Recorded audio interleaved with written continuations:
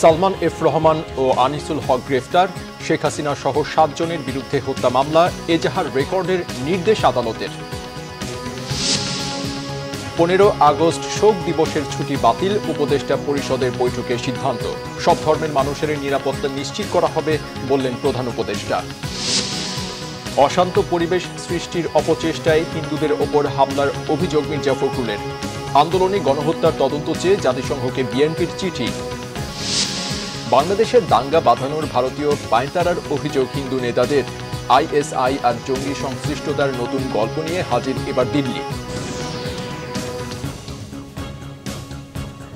দেখছিলেন সংবাদ শিরোনাম, এবারে বিস্তারিত সংবাদ। শেখ হাসিনার সাবেক শিল্প ও বিনিয়োগ উপদেষ্টা সালমান এফ রহমান এবং সাবেক আইনমন্ত্রী অ্যাডভোকেট আনিসুল হককে আটক করেছে পুলিশ। নৌপথে পালানোর সময় রাজধানীর সদরঘাট থেকে তাদের আটক করা হয়। ডিএমপি কমিশনার মোহাম্মদ মাইনুল হাসান মঙ্গলবার সন্ধ্যার পর গণমাধ্যমকে জানান, দুজনকেই নিউ মার্কেট থানায় দায়ের করা একটি মামলায় গ্রেফতার দেখানো হয়েছে। পুলিশ সূত্রে জানা গেছে, কোটা সংস্কারের দাবিতে বৈষম্য বিরোধী ছাত্র আন্দোলনের কর্মসূচি চলাকালে 16 জুলাই ঢাকা কলেজের সামনে সংঘর্ষে দুজন নিহত হন, একজন ছাত্র ও একজন হকার। এ ঘটনায় নিউ মার্কেট থানায় 2টি হত্যা মামলা হয়েছে। এসব হত্যার ঘটনায় ইন্ধনদাতা হিসেবে এই দুজনকে গ্রেফতার করা হয়েছে। ছাত্র জনতার আন্দোলনের মুখে শেখ হাসিনা 5 আগস্ট প্রধানমন্ত্রীর পদ থেকে পদত্যাগ করে দেশ ছাড়ার পর তার মন্ত্রিসভার সদস্যরা আত্মগোপনে চলে যান। আওয়ামী লীগের নেতারাও আছেন আত্মগোপনে, কেউ কেউ দেশ ছেড়েছেন বলে খবর এসেছে। এমন পরিস্থিতিতে আনিসুল হক ও সালমান এফ রহমানকে গ্রেফতারের কথা জানালো পুলিশ। কোটা বিরোধী আন্দোলন চলাকালে ঢাকার মোহাম্মদপুর এলাকায় পুলিশের গুলিতে এক দোকান মালিকের মৃত্যুর ঘটনায় ক্ষমতাচ্যুত প্রধানমন্ত্রী শেখ হাসিনা সহ 7 জনের বিরুদ্ধে হত্যা মামলা হয়েছে। মঙ্গলবার মামলার আবেদন সরাসরি এজাহার হিসেবে গণ্য করার নির্দেশ দিয়েছে আদালত। গুলিতে নিহত মুদি দোকান মালিক আবু সাইদের শুভাকাঙ্ক্ষী এস.এম. আমির হামজা শাতিলের করা মামলা গ্রহণ করে ঢাকার মহানগর হাকিম রাজেশ চৌধুরী এ আদেশ দেন। মুহিবুল্লাহ মুহিবের রিপোর্টে বিস্তারিত। সরকারি চাকরিতে কোটা সংস্কারের দাবিতে শুরু হওয়া শিক্ষার্থী ও চাকরি প্রত্যাশীদের আন্দোলন আগস্টের শুরুতে সরকার পতনের আন্দোলনে পরিণত হয়। জেলায় জেলায় সহিংসতায় মাত্র 3 সপ্তাহে প্রায় 300 মানুষের প্রাণ যায় এই আন্দোলনে। 5 আগস্ট আন্দোলনকারীদের ঢাকামুখী লং মার্চের মধ্যে পদত্যাগ করে ভারতে পালিয়ে যান শেখ হাসিনা। মামলার এজাহারে বলা হয়, 19 জুলাই বিকেলে শিক্ষার্থী ও সাধারণ মানুষের উপর নির্বিচারে গুলি চালায় পুলিশ। সেই গুলিতে নিহত হন মুদি দোকানি আবু সাইদ। ভদ্রলোক পঞ্চগড়ের একজন রিকশাওয়ালা ছিলেন। উনি ঢাকাতে এসছেন 2010 সালে। এরপরে উনি বসিলাতে একটা মুদি দোকান চালাতেন। এই মুদি দোকানের পলিথিন কেনার দিন জন্য উনি 19 তারিখ বিকাল 4টার সময় আনুমানিক রাস্তা পার হওয়ার চেষ্টা করছিলেন। এই সময় পুলিশের গুলিতে ওনার মাথার খুলি উড়ে যায়, মাথা এফোড় ওফোড় হয়ে যায় গুলিতে, এবং ওখানেই উনি মৃত্যুবরণ করেন। পরবর্তীতে এই লাশটা ঢাকায় কোনো রকম পোস্টমর্টেম অথবা কোনো কিছু না করে আনআইডেন্টিফাইডভাবে আপনার পঞ্চগড়ে পাঠিয়ে দেওয়া হয়, এবং তাকে শহীদ অথবা অন্য কোনো কিছুতে কাউন্টেড না করেই লোকালি তাকে ওখানে দাফন করা হয়। মেট্রোপলিটন ম্যাজিস্ট্রেট রাজেশ চৌধুরীর আদালতে দুপুরেই মামলার শুনানি হয়। শেখ হাসিনা ছাড়াও সাবেক সড়ক পরিবহন ও সেতুমন্ত্রী এবং আওয়ামী লীগের সাধারণ সম্পাদক ওবায়দুল কাদের, সাবেক স্বরাষ্ট্রমন্ত্রী আসাদুজ্জামান খান কামাল, সাবেক আইজিপি আব্দুল্লাহ আল মামুন, সাবেক ডিএমপি কমিশনার হাবিবুর রহমান, সাবেক যুগ্ম কমিশনার বিপ্লব কুমার সরকার এবং সাবেক ডিবির প্রধান হারুনুর রশিদকে আসামি করা হয়। বাদীপক্ষের আইনজীবী জানান, মামলাটি মোহাম্মদপুর থানার ভারপ্রাপ্ত কর্মকর্তাকে তদন্তের দায়িত্ব দিয়েছে আদালত।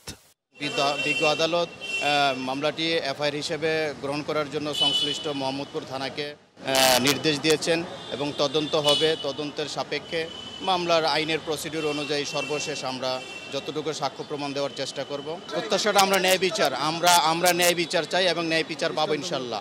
কারণ হচ্ছে এটা অসংখ্য ভিডিও চিত্র আপনারা দেখেছেন এবং এগুলো সম্পূর্ণ আছে কিভাবে পুলিশ নির্বিচারে গুলি করেছে। এছাড়া অজ্ঞাত সংখ্যক পুলিশ কর্মকর্তা বা পুলিশের সদস্য এবং তৎকালীন সরকারের ঊর্ধ্বতন কর্মকর্তাদের অজ্ঞাতনামা হিসেবে মামলায় আসামি করা হয়েছে। মুহিবুল্লাহ মুহিব, বাংলা ভিশন, ঢাকা। 15 আগস্ট শোক দিবসের ছুটি বাতিল করেছে অন্তর্বর্তীকালীন সরকার।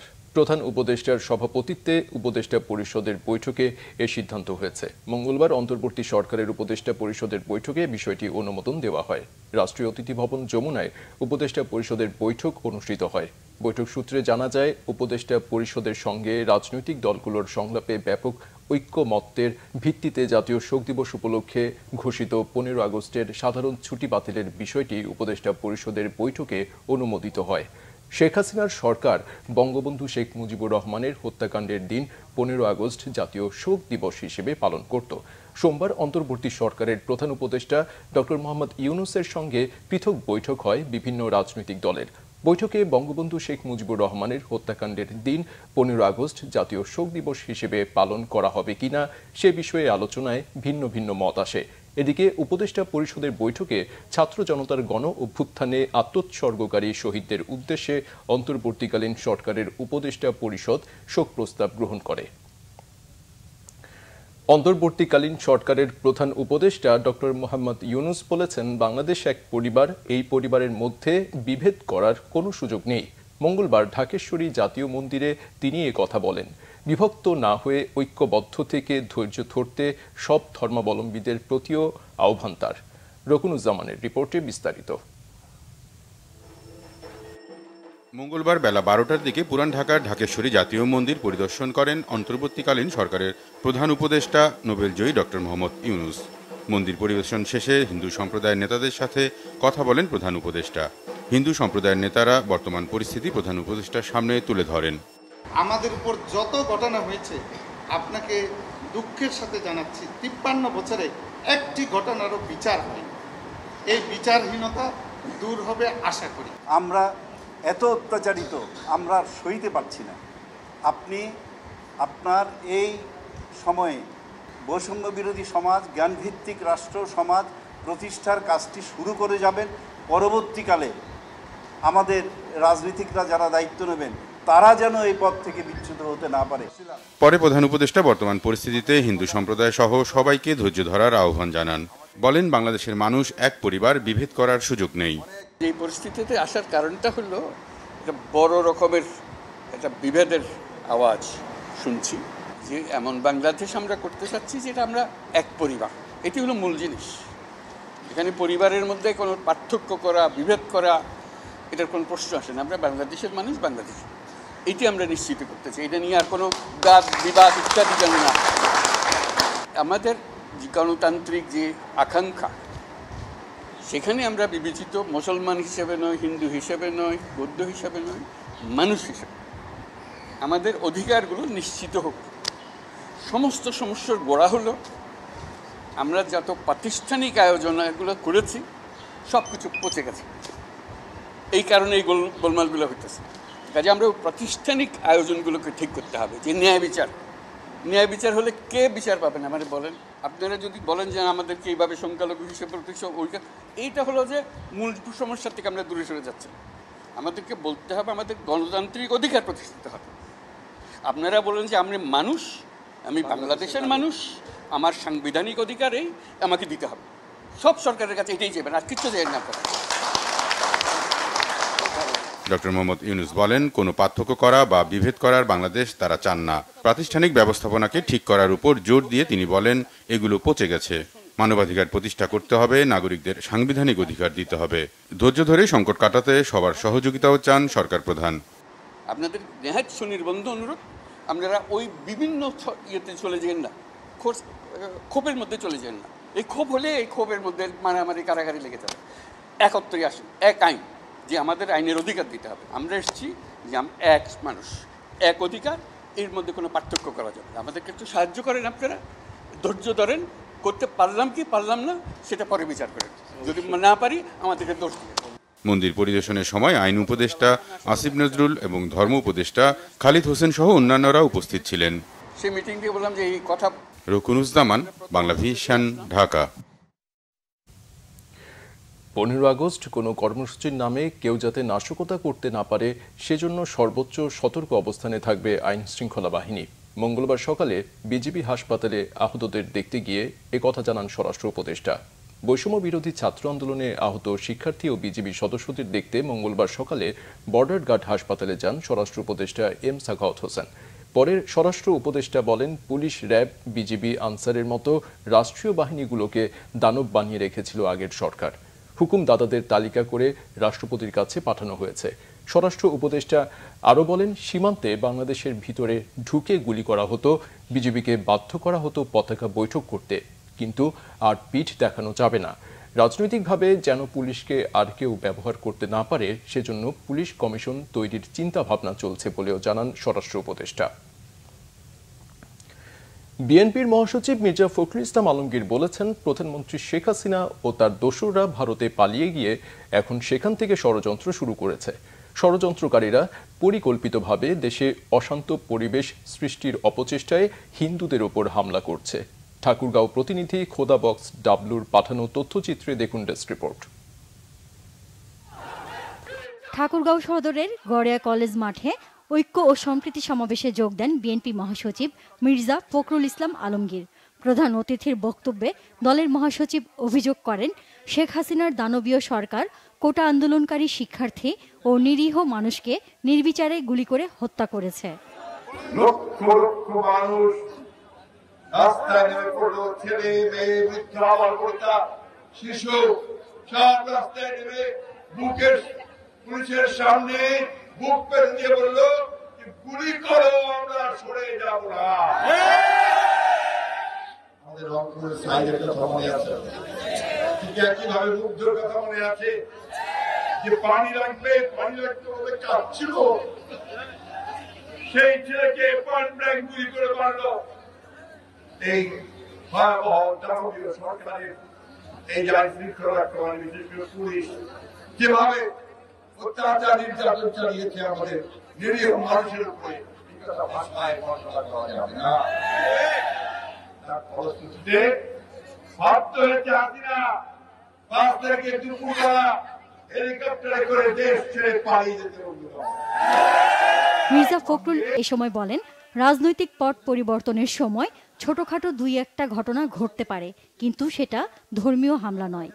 হিন্দু মুসলমান আলাদা নয়, রাজনীতি আলাদা হতে পারে, কিন্তু ধর্মীয় কোনো বিভেদ এখানে নাই। আমরা খুব পরিষ্কার করে বলতে চাই যে এই ধরনের অপচেষ্টা আপনারা করছেন, আপনার উদ্দেশ্য ভালো না, উদ্দেশ্য খারাপ। আপনারা বাংলাদেশে আবার একটা স্থিতিশীল পরিবেশ সৃষ্টি করতে চান। আপনারা ভুলে যাবেন না যে আপনাদের নেত্রী দেশ ছেড়ে পালিয়ে যেতে বাধ্য হয়েছে। সাবেক সরকারের 15 বছরে বিএনপির প্রায় 700 নেতাকর্মীকে গুম করা হয়েছে বলে অভিযোগ করেন বিএনপি মহাসচিব। বলেন, নির্যাতনের পরও বিএনপি কখনো হাল ছেড়ে দেয়নি। এই যে নির্যাতন, নিপীড়ন, হত্যা, গ্রেপ্তার, এই করে 15 বছর এই সরকার কাছে এত নির্যাতনের পরেও আপনারা কখনোই হাল ছেড়ে দেননি। এরপর যখন এইবার আন্দোলন শুরু হলো, ছাত্ররা, আমাদের সন্তানরা, আমাদের ছেলেরা যখন আন্দোলন শুরু করলো, তখন আস্তে আস্তে আন্দোলন যখন শুরু করলো, তখন তো আপনার সবাইকে হত্যা। এর আগে বিএনপি মহাসচিব দিনাজপুরের সৈয়দপুর বিমানবন্দরে পৌঁছালে শত শত মোটরসাইকেলের শোভাযাত্রায় তাকে স্বাগত জানান নেতাকর্মীরা। সেখানে শহীদ সরণিতে নেতাকর্মীদের উদ্দেশ্যে বক্তব্যে সকলকে শান্ত থাকার আহ্বান জানান Mirza Fakhrul. Bangla vision news desk. এদিকে বিএনপির নাম ভাঙিয়ে কোনো ধরনের অন্যায় কাজকে সহ্য করা হবে না বলে হুঁশিয়ারি দিয়েছেন দলের নেতারা। তারা বলেন, কঠোর আন্দোলন সংগ্রামের বিনিময়ে অর্জিত সাফল্য কোনোভাবেই ম্লান হতে দেয়া হবে না।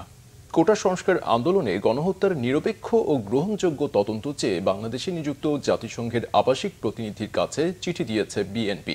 রিপোর্ট করছেন সিকান্দার রেমান। শহীদ রাষ্ট্রপতি জিয়াউর রহমান ও সাবেক প্রধানমন্ত্রী বেগম খালেদা জিয়ার ছোট ছেলে বিশিষ্ট ক্রীড়া সংগঠক মরহুম আরাফাত রহমান কোকোর জন্মদিন উপলক্ষে দোয়া মাহফিলের আয়োজন করা হয় বিএনপির কেন্দ্রীয় কার্যালয়ে। যদি ঢাকা শহরে,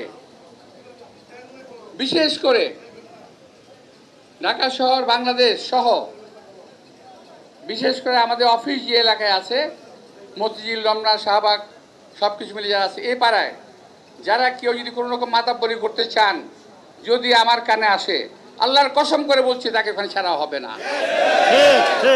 কাউকে ছাড়া হবে না। কেউ যদি মনে করেন যে রাজত্ব পেয়ে গেছেন, এটা ঠিক হবে না। এটা রাজত্ব নয়, অনেক কষ্টের ফসল আজকে আমাদের এই অবস্থা। অনেক কষ্টের ফসল দেশনেত্রী বেগম খালেদা জিয়ার মুক্তি, অনেক কষ্টের ফসল আমাদের নেতৃবৃন্দের মুক্তি। এই কষ্টের ফসল বিফলে যেতে দেওয়া হবে না। কোটা সংস্কার আন্দোলনে গণহত্যার নিরপেক্ষ ও গ্রহণযোগ্য তদন্ত চেয়ে বাংলাদেশে নিযুক্ত জাতিসংঘের আবাসিক প্রতিনিধিকে চিঠি দিয়েছে বিএনপি। গুলশানে জাতিসংঘের কার্যালয়ে সংস্থাটির আবাসিক প্রতিনিধি গুয়েন লুইসের কাছে এ চিঠি হস্তান্তর করে বিএনপির একটি প্রতিনিধি দল। একটি নিরপেক্ষ আন্তর্জাতিক মানে স্বচ্ছ তদন্তের মাধ্যমে সম্পূর্ণ যে ঘটনাগুলো ঘটেছে এটা উদ্ঘাটন করার জন্য আমরা জাতিসংঘকে অনুরোধ করেছি, যাতে আগামী দিনে বাংলাদেশে কেউ সাহস করবে না যে বাংলাদেশের নিজের দেশের নাগরিকদের হত্যা করে জোর করে ক্ষমতায় গিয়ে থাকার যে আকাঙ্ক্ষা, সেই আকাঙ্ক্ষা যাতে কারো মনে আগামী দিনে আছে। এদিকে সাধারণ মানুষের দাবি ও ভাষা বুঝে অন্তর্বর্তীকালীন সরকারের কাজ করা প্রয়োজন বলে মন্তব্য করেছেন বিএনপির স্থায়ী কমিটির আরেক সদস্য ডক্টর আব্দুল মঈন খান। ঢাকা মেডিকেল কলেজ হাসপাতালে চিকিৎসাধীন কোটা সংস্কার আন্দোলনে আহতদের দেখতে গিয়ে তিনি এ মন্তব্য করেন। দুটি শব্দ বলবো, জাগ্রত জনতা। জাগ্রত জনতার কাছে কোনো ষড়যন্ত্র টিকবে না। তাদের ম্যান্ডেট কিন্তু ছাত্র জনতা, তারা কিন্তু ভোটে আসেনি। কাজেই তারা যে ম্যান্ডেট পেয়েছে, এটা এমন একটি পরিস্থিতিতে হয়েছে সেটা আপনারা বুঝতে পারছেন, এবং সেই পরিস্থিতিতে তারা দায়িত্ব নিয়েছে। আমরা আশা করি তারা তাদের দায়িত্ব সঠিকভাবে পালন করবে। সিকান্দার রেমান, বাংলা ভিশন, ঢাকা। সংখ্যালঘুদের উস্কে দিয়ে বাংলাদেশে দাঙ্গা বাঁধানোর ভারতীয় পায়তারা দেখছেন হিন্দু সম্প্রদায়ের নেতারা। তারা বলছেন আওয়ামী লীগে যুক্ত হিন্দু নেতারা নানা গল্প রটাচ্ছেন। অন্যদিকে আওয়ামী লীগের হাতে শিক্ষার্থী হত্যার ঘটনায় নীরব থাকা ভারতীয় মিডিয়া বাংলাদেশে হিন্দু নির্যাতনের অপতথ্য ছড়াতে ব্যস্ত। বিস্তারিত ফরুক বাবুর রিপোর্টে।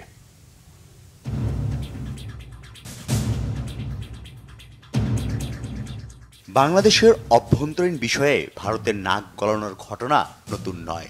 কখনো নীরবে, কখনো প্রকাশ্যে ভারত তা করেই আসছে। সেই ধারাবাহিকতায় সাবেক প্রধানমন্ত্রী শেখ হাসিনার একান্ত বন্ধু দেশটি এবার মেতেছে নতুন উদ্যমে। শেখ হাসিনা ভারতে পালানোর পর দেশটির গণমাধ্যম গুজব ছড়াচ্ছে সমানে। বাংলাদেশের হিন্দু নাগরিকদের করেছে সংবাদপণ্য। সংখ্যালঘু নির্যাতনের গুজব রটাচ্ছে বিশেষ এজেন্ডায়। সোশ্যাল মিডিয়ায় প্রচারণা চালিয়ে দেশের বিভিন্ন প্রান্তের সনাতন ধর্মীদের রাস্তায় নামিয়েছেন সদ্য ক্ষমতাচ্যুত দলটির নেতারা। রাজধানীর বেশ কয়েকটি মন্দির ও হিন্দু অধ্যুষিত এলাকা ঘুরে দেখেছে বাংলা ভিশনের নিউজ টিম। খোঁজ নিয়েছে ঢাকার বাইরেও, কিন্তু হিন্দু সম্প্রদায়কে টার্গেট করে হামলার কোনো তথ্য মেলেনি। ওরকম হুমকি দামকি নেই, কোনো রকমের সমস্যা হয়নি রাস্তাঘাটে চলার পথে। কোনো অশান্তি কোনো বিরাজ করতেছে না আমাদের এখানে। আমার আত্মীয় স্বজনদের মধ্যে হামলার শিকার হয়নি, কিন্তু মানে ফেসবুকে বা ফোনে এরকম দেখছি। আমরা এই দেশের নাগরিক, আমরা নিরাপত্তা চাই, নিরাপত্তা থাকতে চাই। হিন্দু, বৌদ্ধ, খ্রিস্টান ঐক্য পরিষদ এবং বাংলাদেশ পূজা উদযাপন পরিষদের দাবি, শেখ হাসিনার পতনের পর দেশের 52টি জেলায় হিন্দুদের উপর 205টি হামলা হয়েছে, যার মধ্যে রয়েছে খুলনা বিভাগের নামও। তবে খুলনা জেলা ও মহানগরীতে কোনো মন্দির ভাঙচুর হয়নি বলে জানিয়েছে হিন্দু, বৌদ্ধ, খ্রিস্টান কল্যাণ ফ্রন্টের নেতারা। তারা বলছেন হিন্দু সম্প্রদায়ের কয়েকটি বাড়ি ভাঙচুর হয়েছে রাজনৈতিক কারণে। খুলনা মহানগর ও জেলার কোনো মন্দিরে একটি হামলার ঘটনাও ঘটেনি। আওয়ামী লীগের নেতা হিসেবে তারা অন্যদের প্রতি যে সমস্ত অন্যায়, অত্যাচার, জুলুম, নির্যাতন করেছে তারই প্রতিশোধ হিসেবে বিক্ষুব্ধ জনতা এই হামলা করেছে। শুধুমাত্র এই যে দুষ্কৃতিকারীরা যারা আক্রমণ করছে বা হামলা করছে, এরা কোনো ধর্মকে টার্গেট করছে না। মূলত এরা কি করছে, সাম্প্রদায়িক দাঙ্গা বাঁধানোর চেষ্টা করতেছে। সাধারণ হিন্দু নাগরিকদের কথার সাথে অনেক নেতার বক্তব্যের বেশ গরমিল। বাংলাদেশের গ্রামে গ্রামে অনেক কিছু হচ্ছে। যেমন গতকাল একটা খবর পেলাম যে উজিরপুরের একটি 7ম শ্রেণীর বাচ্চাকে ধরে নিয়ে গেছে, কিন্তু পরদিন আবার ফেরত দিছে। এই যে নির্যাতনগুলো হচ্ছে, সাতক্ষীরায় গরু, ছাগল, মাছের ঘের এগুলো নিয়ে যাচ্ছে। গত 5 আগস্ট ছাত্র জনতার বিজয়ের পর মেহেরপুর 1 আসনে এমপি ও সাবেক জনপ্রশাসন প্রতিমন্ত্রী ফরহাদ হোসেনের ঘনিষ্ঠজনদের বাড়িতে হামলা হয়। সেই হামলায় বাদ যায়নি হিন্দু মুসলিম কেউই।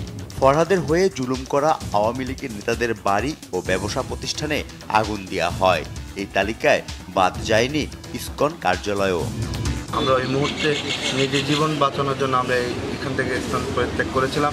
যদি ওই সময় যদি আমরা আরেকটু সময় দেরি হতো আমাদের এখানে থেকে অবস্থান থেকে চলে যাওয়ার জন্য, তাহলে হয়তো আমরা আজকে এই মিডিয়ার সামনে কথা বলার মতো একটা সুযোগ থাকতো না। আমাদের এই বিজয়কে মিলান করার জন্য পরিকল্পিতভাবে বিভিন্ন ধর্মীয় প্রতিষ্ঠানে এবং বিভিন্ন অন্যান্য ব্যবসা প্রতিষ্ঠানে আক্রমণ করছে। একে সাম্প্রদায়িক হামলা নামে ব্যাখ্যা দিচ্ছে ভারতের গণমাধ্যম। হিন্দু নারীদের তুলে নিয়ে যাওয়া হচ্ছে বলে রটিয়েছে দেশটির গণমাধ্যম। যে ছবি দিয়ে এই প্রচারণা চলছে তা মূলত স্বামী স্ত্রীর দ্বন্দ্বের ঘটনা।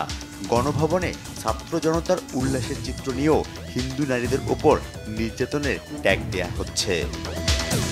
ভারতীয় গণমাধ্যমের মিথ্যাচার নিয়ে কথা বলেছেন সাবেক প্রধানমন্ত্রী শেখ হাসিনার ছেলে সজীব ওয়াজেদ জয়ও।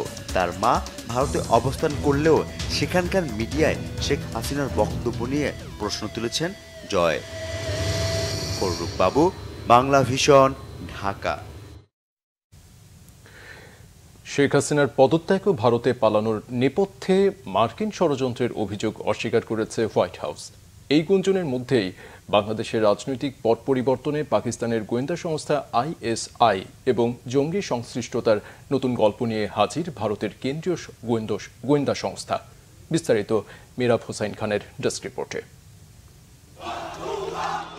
ছাত্র জনতার তীব্র আন্দোলন, একের পর এক নজিরবিহীন সহিংসতা আর প্রাণহানির ধারাবাহিকতায় গত 5 আগস্ট পদত্যাগ করে ভারতে পালান তৎকালীন প্রধানমন্ত্রী শেখ হাসিনা। কয়েক সপ্তাহের আন্দোলনে অপ্রত্যাশিতভাবে ক্ষমতা ছাড়তে বাধ্য হলেও সদ্য ক্ষমতাচ্যুত দল আওয়ামী লীগের বিভিন্ন মহল থেকে অভিযোগ ওঠে এই পরিস্থিতির জন্য দায়ী যুক্তরাষ্ট্রের ষড়যন্ত্র।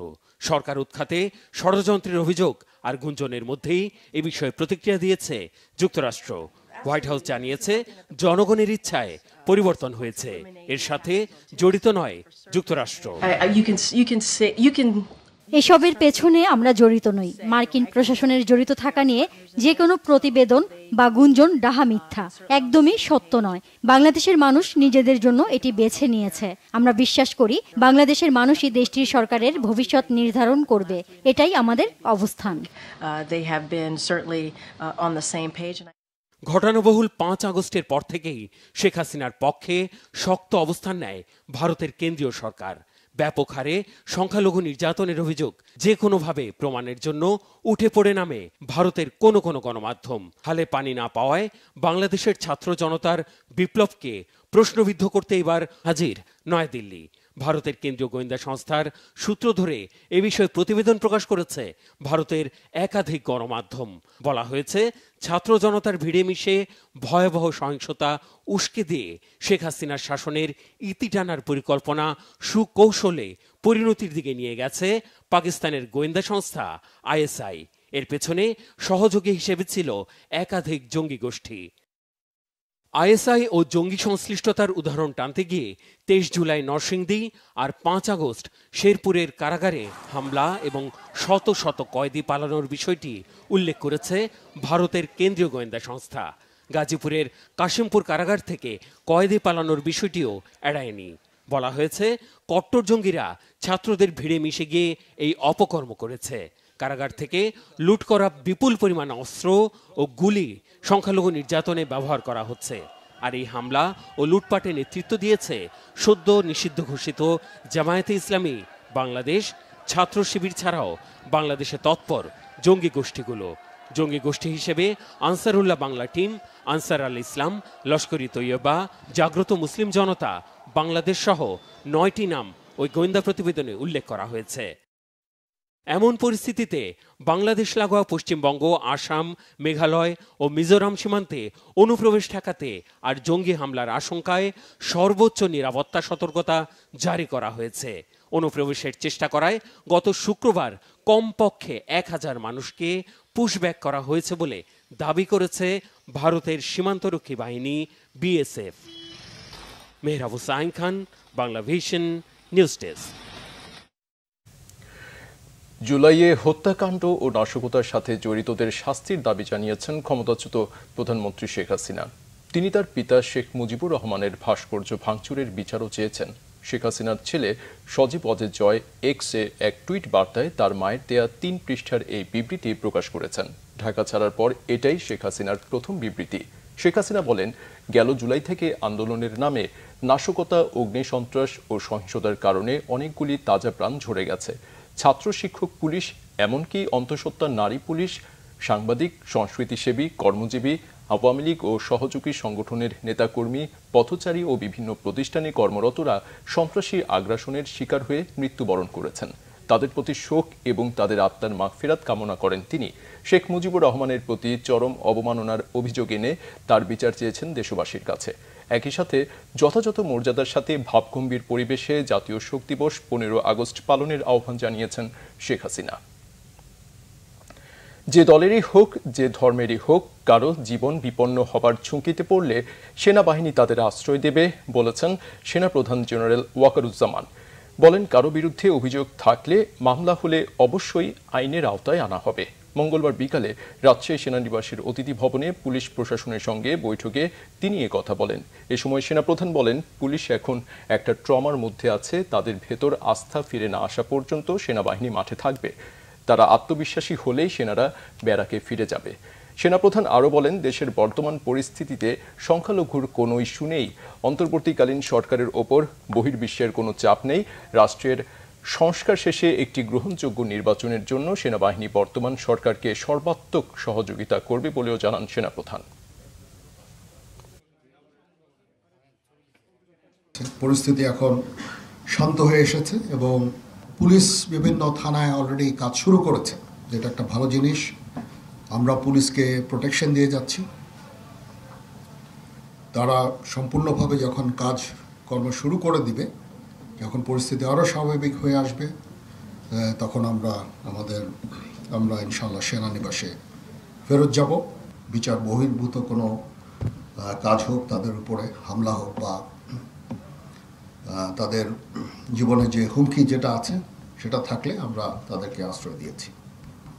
যেই হোক, যেই দলেরই হোক, যেই মতেরই হোক, যেই ধর্মের হোক, সেটা আমরা করব। সরকারকে সর্বতভাবে সাহায্য করব।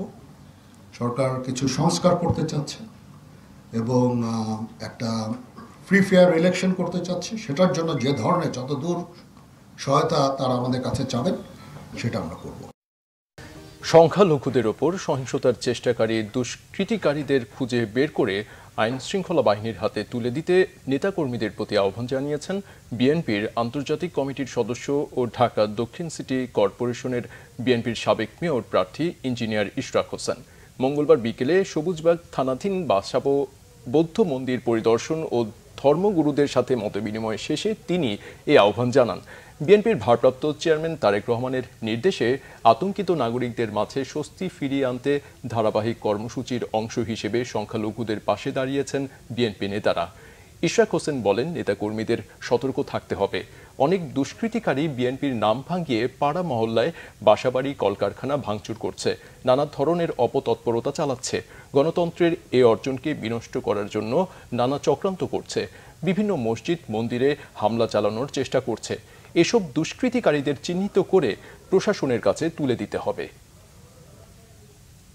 এই বাংলাদেশের বর্তমান পরিস্থিতিতে ফায়দা লোটার চেষ্টায় তারা ষড়যন্ত্র করেছে, এটি এখন সবার মাঝেই পরিষ্কার। এই অবস্থায় আমাদের দলের ভারপ্রাপ্ত চেয়ারম্যান দেশনায়ক তারেক রহমান উনি বিশেষভাবে আমাদেরকে দায়িত্ব দিয়েছেন যে আমরা যাতে ঢাকা শহরের বিভিন্ন গুরুত্বপূর্ণ স্থাপনা, ধর্মীয় উপাসনালয় এবং সেন্সিটিভ যে সকল জায়গা রয়েছে সেখানে যাতে আমরা অত্যন্ত গুরুত্ব সহকারে আপনাদের কাছে যাই আপনাদের সাথে এসে কথা বলি এবং আপনাদেরকে জানাই যে আমরা আপনাদের পাশে রয়েছি। এই ছিল এখনকার মতো, পরের সংবাদ সকালে 7:30টায়। এছাড়া বাংলা ভিশন সংবাদ ও সংবাদ সংশ্লিষ্ট অনুষ্ঠান দেখতে ভিজিট করুন www.bvnews24.com ও facebook.com/banglavisionnews-এ এবং সাবস্ক্রাইব করুন youtube.com/banglavisionnews। এতক্ষণ সাথে থাকায় ধন্যবাদ।